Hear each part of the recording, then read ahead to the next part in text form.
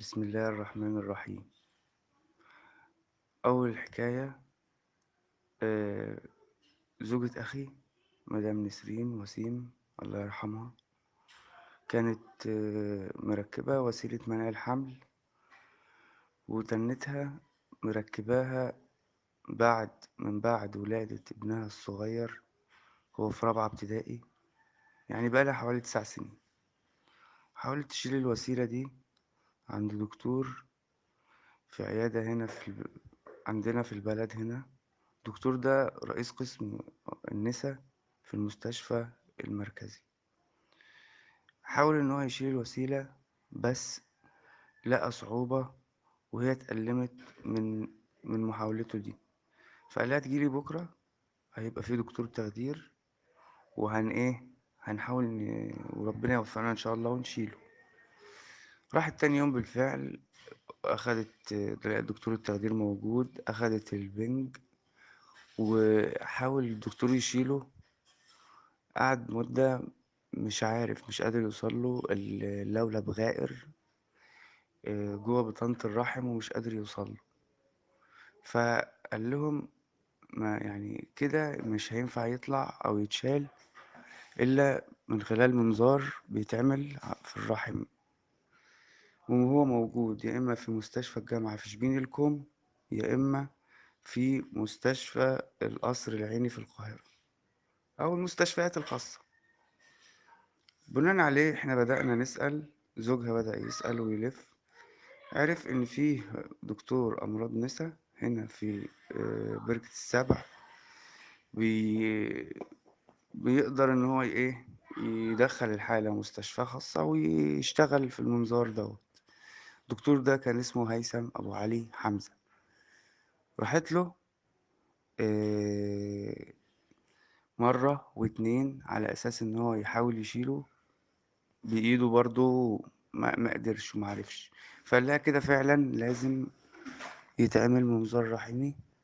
انا هكتب لك على لبوس مهبلي هتاخديه، وان شاء الله بكره الساعه 9 الصبح تكوني في مستشفى أمومة التخصصي في شبين الكو عند القصر. والكلام ده مظبوط في روجيتات، انا رافقها مع حضرتك، بعتها لك. روجيتا فيها الدواء، والروجيتا التانية مكتوب عليها وصف المستشفى واسمها والحاجة اللي هتتعمل في المستشفى أو العملية اللي هيجريها على المريضة. راحت بالفعل في الميعاد المحدد، دخلت أوضة العمليات هي، وكانت اللي مرافقها في اليوم ده أختها اللي هي أصغر منها على طول، وبنتها سنها حوالي 16 سنة في تانية ثانوي. دخلت العمليات الساعة 10:30 بعد ما لبست لبس العمليات. والمفروض إن العملية هتاخد آه، في حدود من 20 ل 30 دقيقة، يعني نص ساعة بالكتير وتكون طالعة من العملية. طبعا لما راحت العيادة ما انطلبش منها ولا تحليل ولا أي حاجة، ولا عرف فصيلة الدم أصلا اللي هي ممكن لو حصل أي مضاعفات أو نزيف إن هو يحتاج دم يجيب على حسب التحاليل بتاعتها. معرفش عندها سيولة، عندها سرعة في التجلط، ما يعرفش عن الحالة أي حاجة تبين لها التاريخ المرضي، غير إنها حاولت تشيل اللولب دوت عند دكتور تاني قبليها بكام، بحوالي 16 أو 17 يوم. تمام. آه، الحالة دخلت العمليات، أختها وبنتها قاعدين برا. المريضة دخلت العمليات الساعة 10:30 يوم الاثنين 4/7/2016. دخلت أهلها اللي هم أختها وبنتها قاعدين برا مستنيين حد يطلع من أوضة العمليات يقول له. جت الساعة 11 محدش سأل ولا اتكلم. واحدة، وكل هم على نار ويسألوا، واللي يقول لهم مش تبعي، واللي يقول لهم ما نعرفش، واللي يقول لهم هنشوف ونيجي نرد عليك، واللي يقول لهم، لحد ما غلبوا خالص. لحد الساعة 2 ل10.